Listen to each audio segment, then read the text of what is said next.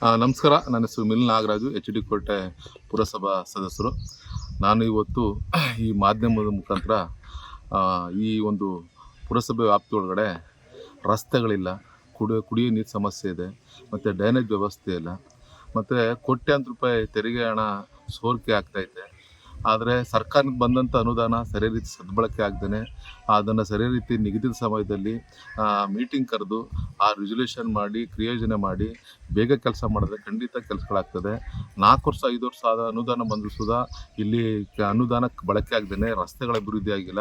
ಇದಕ್ಕೆಲ್ಲ ನಾನು ಕಾರಣ ಹೇಳೋದಂದರೆ ಮುಖ್ಯಾಧಿಕಾರಿಗಳನ್ನ ಹೊಣೆ ಮಾಡ್ತೀನಿ. ಮುಖ್ಯಾಧಿಕಾರಿಗಳ ಒಂದು ಭ್ರಷ್ಟ ಆಡಳಿತ ನಿರ್ವಹಣೆಯಿಂದ ಇವತ್ತು ಈ ಥರ ಆಗಿದೆ. ಜೊತೆಗೆ ನಮ್ಮ ಪುರಸಭೆ ವ್ಯಾಪ್ತಿಯಲ್ಲಿ ಸದಸ್ಯನಾಗ ಸುಧಾ ನಾನು ಸಂಕೋಚನೆ ಹೇಳ್ತಿದ್ದೀನಿ. ನಮ್ಮ ಪುರಸಭಾ ಸದಸ್ಯಗಳಲ್ಲಿ ಒಂದು ಭಿನ್ನಾಭಿಪ್ರಾಯಗಳು ಜಾಸ್ತಿ ಇದೆ. ಜೊತೆಗೆ ಶಾಸಕರಾದಂಥವರು ಈ ತಾಲೂಕಿಗೆ ಪುರಸಭೆಗೆ 7 ವರ್ಷ ಆಗಿದೆ, ವಿಶೇಷ ಅನುದಾನ ತಂದು ಅಭಿವೃದ್ಧಿಪಡಿಸಿಲ್ಲ.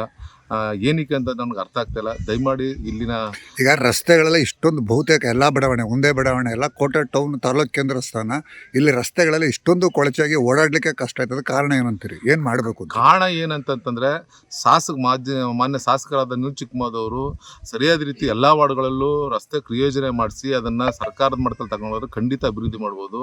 ಶಾಸಕರು ಮನಸ್ಸು ಮಾಡಿದ್ರೆ ಏನು ಬೇಕಾದ್ರೂ ಮಾಡ್ಬೋದು. ಶಾಸಕರು ನಮ್ಮ ಪುರಸಭೆಯನ್ನು ತುಂಬ ನಿರ್ಲಕ್ಷ್ಯ ಮಾಡ್ತಾ ಇದ್ದಾರೆ. ಇದನ್ನು ಬೇಕಾದ್ರೆ ನಾನು ಗಂಟೆಗೊಸು ಹೇಳ್ಬಲ್ಲ. ನಾನು ಈಗ ಸದಸ್ಯರಾಗಿ ನೀವು ಪಟ್ಟಣದ ಹಲವಾರು ಬಡಾವಣೆಗಳ ರಸ್ತೆಗಳು ನೋಡ್ತೀರಿ, ಓಡಾಡ್ಲಿಕ್ಕೆ ಆಗಲ್ಲ, ನಾಟಿ ಮಾಡ್ಲಿಕ್ಕೆ ಸಿದ್ಧಪಡಿಸಂತ ಗದ್ದೆ ಥರ ಇದೆ. ಜನರು ಏನಂತಾರೆ?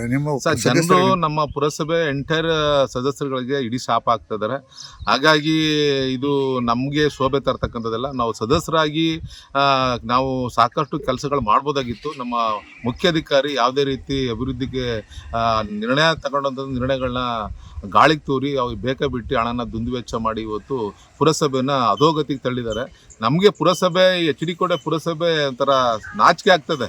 ಇಲ್ಲಿ ಜನಗಳು ಯಾವ ರೀತಿ ವಾಸ ಮಾಡ್ತಿದ್ದಾರೆ, ಯಾವ ರೀತಿ ಬಾಳ್ತಾರೋ ಅನ್ನೋದು ನಮಗೆ ಒಂಥರ ಸಂಕೋಚ ಆಗ್ತದೆ. ಸದಸ್ಯರಾಗಿ ಹೇಳಕ್ಕೆ ನಾಚಿಕೆ ಆಗ್ತಾಯಿದೆ ನಮಗೆ.